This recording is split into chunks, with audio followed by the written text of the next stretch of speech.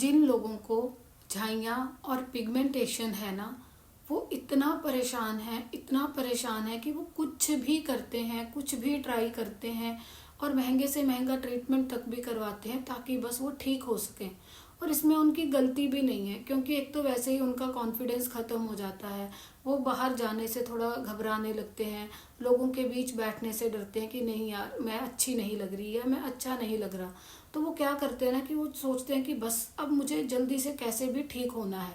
और इस चक्कर में कई बार ऐसी गलतियां हो जाती हैं जो कि स्किन को ठीक करने की बजाय और ज़्यादा डैमेज कर देती हैं। नमस्कार, मैं डॉक्टर शिल्पा, आप सभी का स्वागत है मेरे चैनल में। और आज हम बात करेंगे झाइयों के बारे में। देखो, जैसे ही हमें झाइयाँ शुरू होती हैं या हमारे चेहरे पे पिगमेंटेशन आती है तो सबसे पहले हम ट्राई करते हैं होम रेमेडीज़। मतलब कुछ भी ट्राई कर लेंगे बिना सोचे समझे कि ये हमारी स्किन के लिए ठीक है या नहीं।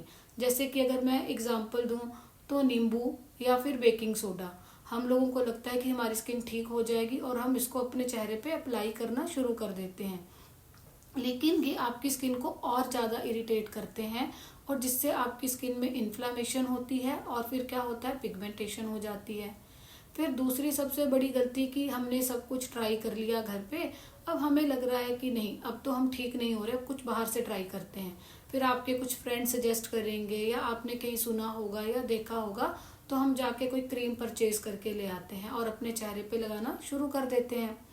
उससे क्या होता है, स्टार्टिंग में तो आपका चेहरा बहुत अच्छे रिजल्ट देता है और हमें लगता है कि नहीं अब हम ठीक हो गए, और फिर हम उसको कंटिन्यू लगाते ही रहते हैं बिना ये जाने कि इसमें स्टेरॉइड्स हैं जो कि आपकी स्किन के लिए हार्मफुल हैं।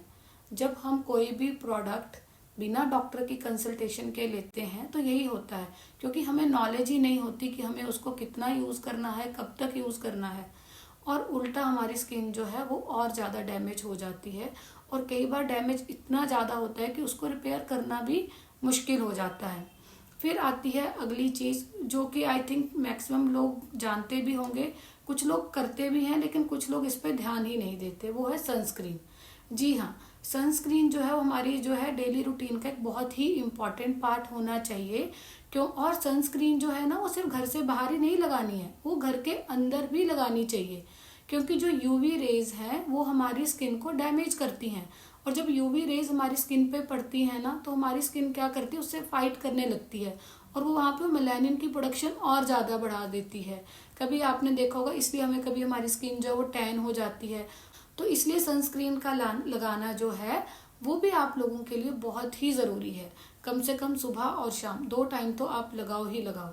फिर उसके बाद अगली बड़ी गलती पेशेंस का नहीं होना। देखिए, अगर कोई प्रॉब्लम हो गई है तो उसको जाने में भी टाइम लगेगा। आप एक जगह ट्रीटमेंट लेते हो, 10-15 दिन ट्राई किया, अच्छा नहीं ये तो हमें फ़र्क नहीं लग रहा, अब हम चेंज कर लेते हैं डॉक्टर। तो ऐसा नहीं होता है। पहले हमें ये समझना ज़रूरी होगा कि जो हमारी स्किन का टर्नओवर होता है वो 4 से 6 हफ्ते का होता है। मतलब हमारी जो डेड स्किन सेल हैं वो जाते हैं और उसके ऊपर जो नए स्किन सेल आते हैं वो 4 से 6 हफ्ते का टाइम लेते हैं।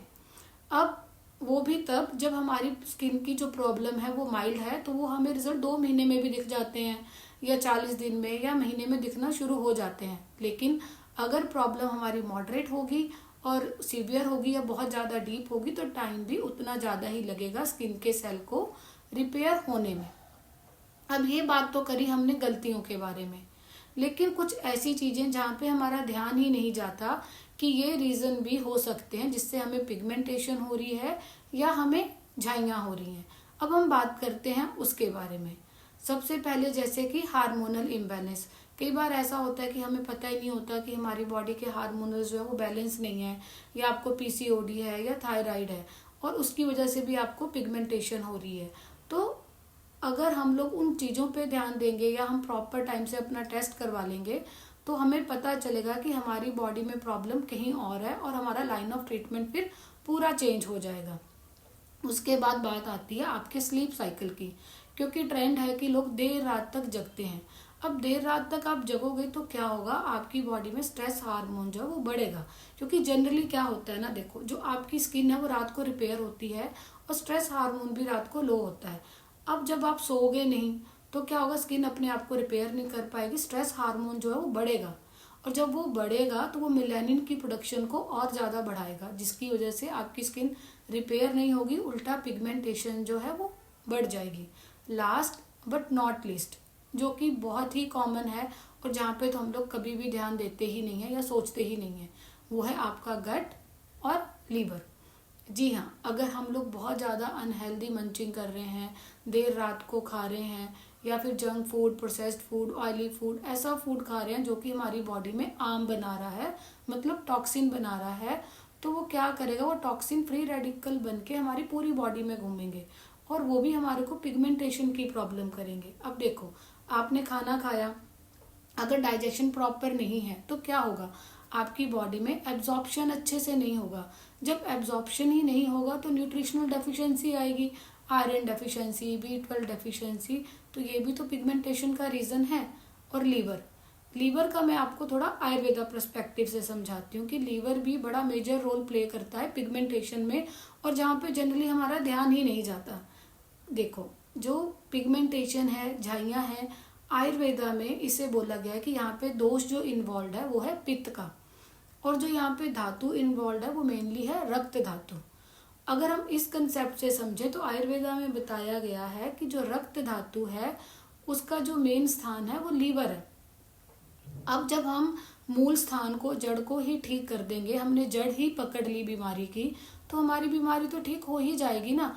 और ये छोटी सी चीज़ है जहाँ पे हम लोग कभी ध्यान ही नहीं करते। मैंने कितने पेशेंट हैं जहाँ पे हमने बस लीवर पे वर्क किया, गट पे वर्क किया और थोड़ा सा उनको एक्सटर्नल थेरेपीज दी और पेशेंट ठीक हो गए। तो आज की वीडियो यहीं तक थी। अगर आपको आज मेरी वीडियो पसंद आई हो तो प्लीज़ लाइक करें, कमेंट करें, सब्सक्राइब करें और इसे शेयर करें।